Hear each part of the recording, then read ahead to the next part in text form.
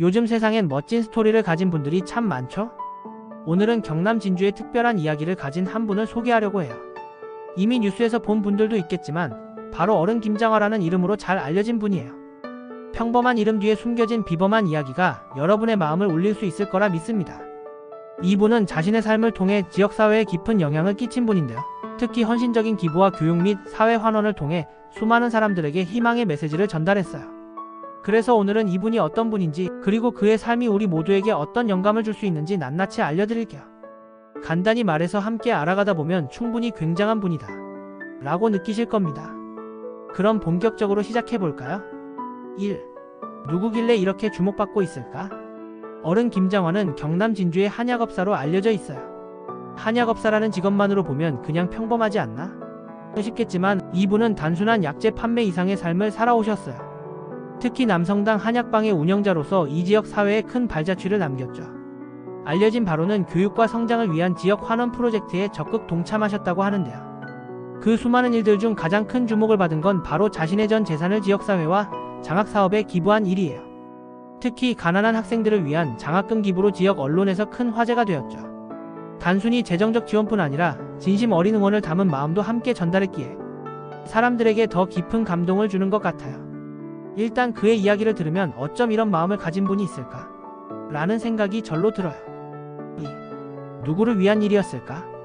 어른 김장화의 헌신적인 활동은 말 그대로 누구나에게 영감을 줄 만한 일인데요. 특히 그 지원의 초점은 어려운 환경 속에서도 학업을 계속하고자 하는 학생들에게 맞춰졌어요. 왜냐하면 본인 스스로 가난한 환경에서 자랐기 때문에 그 마음이 얼마나 절실한지 누구보다 잘 알고 계셨다고 해요. 그의 도움 덕분에 경제 사정 때문에 꿈을 포기해야 했던 아이들이 다시 일어설 수 있었던 거죠. 예를 하나 들어보면 본인이 졸업한 명신고등학교에도 놀라운 장학금을 지원했어요. 이렇게 학교와 학생들에게 직접적인 도움을 주면서 더 나은 환경을 만든 거예요.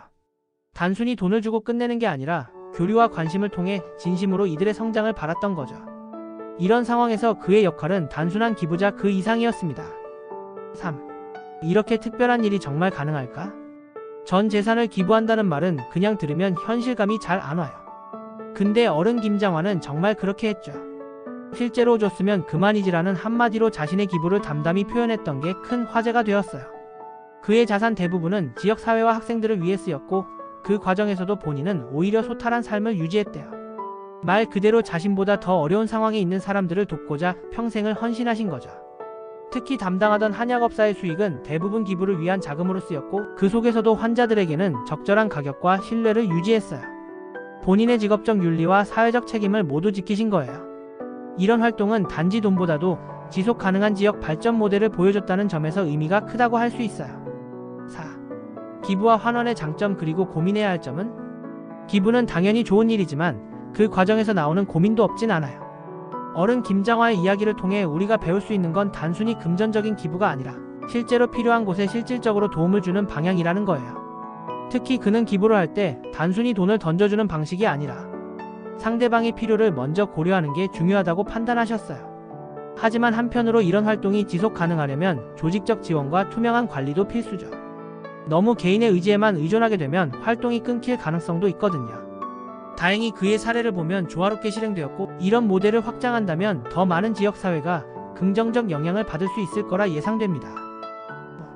그의 가치를 실천하려면 어른 김장화의 헌신적인 삶을 직접 따라하기는 쉽지 않을 수 있어요. 하지만 우리는 작은 것부터 실천해 볼 수 있죠. 예를 들어 지역 봉사단체에 참여하거나 소액이라도 정기적으로 기부를 시작해보는 건 어떨까요? 사실 이런 작은 행동들이 쌓이다 보면 커다란 변화를 만들 수 있어요. 또 내가 돕는 게 직접적인 금전적 지원이 아니더라도 시간과 관심을 기부하는 것도 좋은 방법이에요. 예를 들어 학업에 힘들어하는 학생들을 위해 재능 기부를 하거나 지역 문제를 해결하는 커뮤니티에 참여하는 것도 그의 정신을 실천하는 길이 될 수 있어요. 결국 중요한 건 내가 할 수 있는 선에서 조금씩 행동을 시작하는 거예요.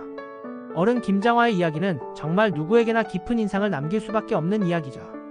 단순히 돈을 많이 기부했다는 의미를 넘어서 진심과 헌신이 담긴 나눔이 세상에 어떤 변화를 가져올 수 있는지 보여준 사례거든요. 무엇보다 그의 삶은 우리에게도 실천할 수 있는 작은 영감을 주고 있어요.